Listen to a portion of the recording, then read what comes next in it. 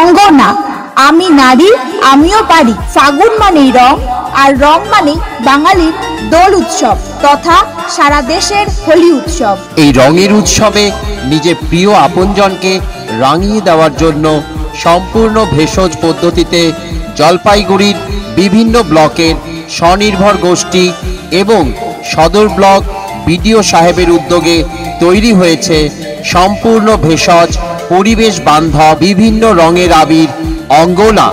তাই আর দেরি না করে আজই সংগ্রহ করুন সম্পূর্ণ ভেষজ আবির অঙ্গনা। প্রাপ্তি স্থান রাজুদার দোকান, দিনবাজার, কালীবাড়ির নিকট। বিশদ জানতে ফোন করুন ছায়া দাস, সাউথ বেরুবাড়ি 7908752529 অথবা রমা তন্ত্র বসাক, পাহাড়পুর সূর্য 9932198440।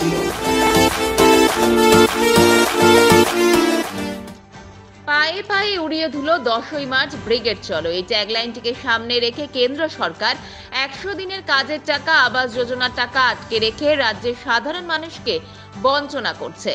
কেন্দ্র সরকারের রাজ্যের প্রতি বঞ্চনার প্রতিবাদে পাশাপাশি বিচারপতি অভিজিৎ গঙ্গোপাধ্যায় সর্বভারতীয় তৃণমূল কংগ্রেসের সাধারণ সম্পাদক অভিষেক বন্দ্যোপাধ্যায়কে কুরুচিকর মন্তব্যের প্রতিবাদে আজ পুরসভার ভাইস চেয়ারম্যান তথা প্রাক্তন জেলা তৃণমূলের যুব সভাপতি সৈকত চট্টোপাধ্যায়ের নেতৃত্বে জলপাইগুড়ি তৃণমূল কংগ্রেসের সৈনিকদের নিয়ে জনগর্জন সভার প্রচারে শহরের পিলখানা কলোনি উপাসনা ক্লাবের মাঠ থেকে কয়েকশো কর্মী সমর্থকদের নিয়ে মিছিল শহর পরিক্রমা করে।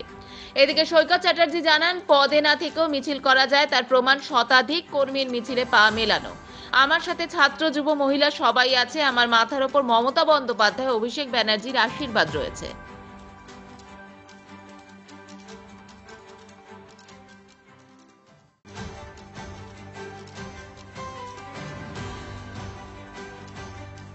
আমাদের একটা মোটরসাইকেল র্যালি করার কথা ছিল, কিন্তু প্রশাসনের সাথে কথা বলে এবং উচ্চতর নেতৃত্বের সাথে কথা হওয়ার পর আমরা মোটরসাইকেল র্যালিটা, কারণ যানজট লেগে যাবে তাই জন্য ক্যান্সেল করে, আপনি দেখতে পাচ্ছেন ইতিমধ্যে হাজার হাজার মানুষ এখানে প্রবেশ করেছেন এবং সেখান থেকে আমরা আজকে এখানে একটা বিরাট র্যালি করছি।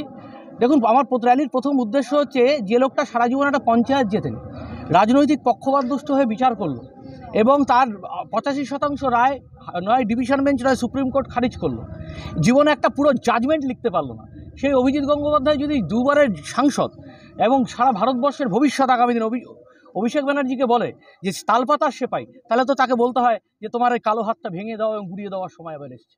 এবং আজকের এই জনৈক্য যাত্রা তার প্রতিকার ছিল। ইডি আর সিবিআই বিজেপির দুই ভাই এইভাবে গণতন্ত্রকে হত্যা করছে। আর 10ই মার্চের 100 দিনের কাজের বকেয়া টাকা, সড়ক যোজনার টাকা, আবাসন যোজনার টাকার দাবিতে যে মমতা বন্দ্যোপাধ্যায়ের অনুপ্রেরণা অভিষেক বন্দ্যোপাধ্যায়ের ডাকে যে ঐতিহাসিক জনগর্জন সভা হবে, তাকে সফল করতে আজকে 9 নম্বর ওয়ার্ডের একদম উপাসনার মাঠ থেকে, পিলখানার মাঠ থেকে আমাদের এই ঐতিহাসিক জনযাত্রা শুরু হচ্ছে।